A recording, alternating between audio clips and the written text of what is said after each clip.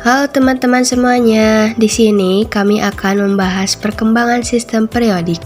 Sebelum kita mulai, pada materi pertama, perkenalkan anggota kelompok kami. Sahru, Septia, Sylvia, Sri Wahyuni, Desita, dan Yulianti. Kita akan membahas diantaranya. Topik nomor 1 akan membahas triade Dobereiner. Topik nomor 2 akan membahas Octave Newland. Topik nomor 3 akan membahas Dmitri Mendeleev. Dan yang terakhir, topik nomor 4 yang membahas periodik modern. Nah, untuk yang pertama, materi triade Dobereiner yang akan dibahas oleh Sahru. Triade Dobereiner. Pada tahun 1829, Johann Wolfgang Dobereiner melihat adanya kemiripan sifat di antara beberapa unsur, lalu mengelompokkannya. Menurut kemiripan sifat yang ada, ternyata tiap kelompok terdiri atas 3 unsur, sehingga disebut triade.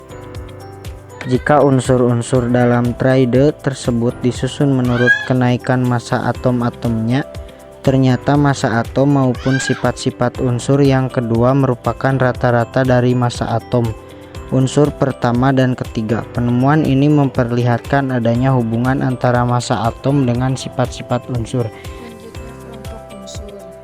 Kelompok unsur dibagi 3 kelompok. Yang pertama, Li, Na, K, litium, natrium, kalium. Yang kedua, Ca, Sr, Ba, kalium, strontium, barium. Dan yang terakhir, Cr, Br, dan L, klorin, bromin, dan rhodium. Topik nomor 2, Octave Newland. Octave Newland. Hukum Octave Newland menyatakan bahwa jika unsur-unsur disusun berdasarkan kenaikan massa atomnya, maka setiap satu oktav unsur akan menunjukkan sifat kesamaan. Misalnya, litium, natrium, dan kalium memiliki sifat yang sama. Dilansir dari Chemistry, Newland menyusun 56 elemen dari hidrogen ke thorium dalam urutan kenaikan massa atom dan mengamati sifat periodiknya. Kelompok unsur. Ada litium Li, natrium Na, kalium K, berilium Be, aluminium Al, kromium Cr, berilium Be, magnesium Mg, dan terakhir kalsium Ca. Kelebihan dan kekurangan. Kekurangan hukum Octave Newland adalah tidak berlaku pada unsur dengan massa atom besar. Hukum Octave Newland pada unsur dengan massa atom yang lebih besar dari kalsium menjadi tidak konsisten dan sifat periodiknya tidak akurat. Kelebihan hukum Octave Newland.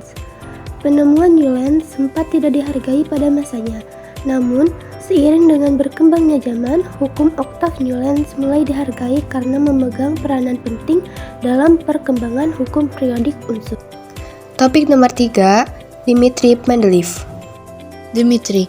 Pada tahun 1869, seorang sarjana asal Rusia, Dmitri Ivanovich Mendeleev, berdasarkan pengamatannya terhadap 63 unsur yang sudah dikenal ketika itu, menyimpulkan bahwa sifat-sifat unsur adalah fungsi periodik dari massa atom relatifnya dan persamaan sifat.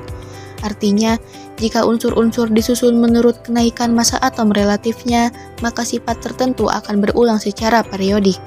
Mendeleev menempatkan unsur-unsur yang mempunyai kemiripan sifat dalam satu lanjur vertikal yang disebut golongan lanjur-lanjur horizontal, yaitu lanjur unsur berdasarkan kenaikan massa atom relatifnya disebut periode. Kelemahan dan keunggulan Mendeleev. Kelemahan sistem ini adalah penempatan beberapa unsur tidak sesuai dengan kenaikan massa atom relatifnya. Selain itu, masih banyak unsur yang belum dikenal. Sedangkan keunggulan sistem periodik Mendeleev adalah bahwa Mendeleev berani mengosongkan beberapa tempat dengan keyakinan bahwa masih ada unsur yang belum dikenal. Dan yang terakhir, topik nomor 4 yang membahas periodik modern. Nah, ini dia contoh tabel Mendeleev. Sistem periodik modern.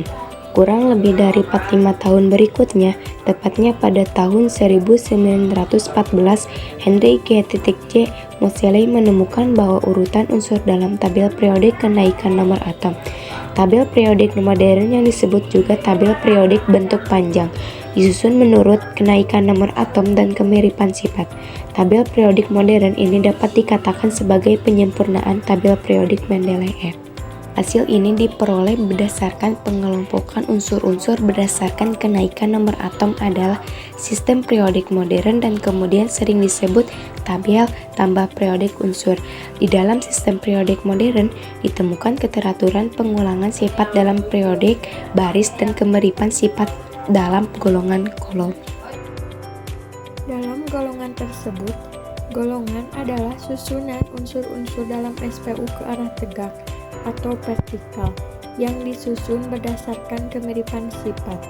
Secara garis besar, unsur-unsur dalam tabel periodik modern dibagi menjadi dua golongan, yaitu yang pertama ada golongan A.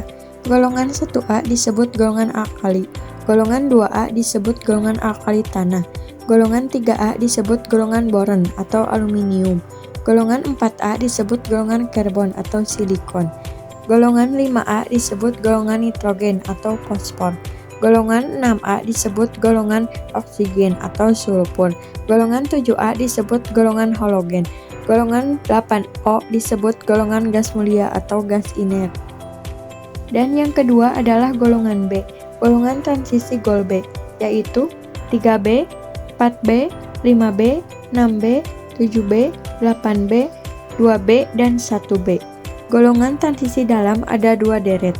Pada periode 6, 3B terdapat 14 unsur yang sangat mirip sifatnya, yaitu unsur-unsur lantanida.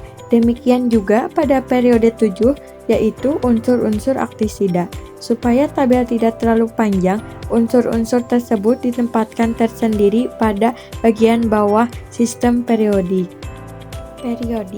Periodik adalah susunan unsur-unsur dalam SPU arah mendatar atau horizontal yang disusun berdasarkan kenaikan nomor atom. Periode dibagi dua, yaitu yang pertama ada periode pendek meliputi periode 1 terdiri atas 2 unsur, periode 2 terdiri atas 8 unsur, periode 3 terdiri atas 8 unsur, dan yang kedua ada periode panjang meliputi periode 4 terdiri atas 18 unsur, periode 5 terdiri atas 18 unsur, periode 6 terdiri atas 32 unsur. Cukup sekian pembahasan kami tentang perkembangan sistem periodik kali ini. Terima kasih, bye-bye.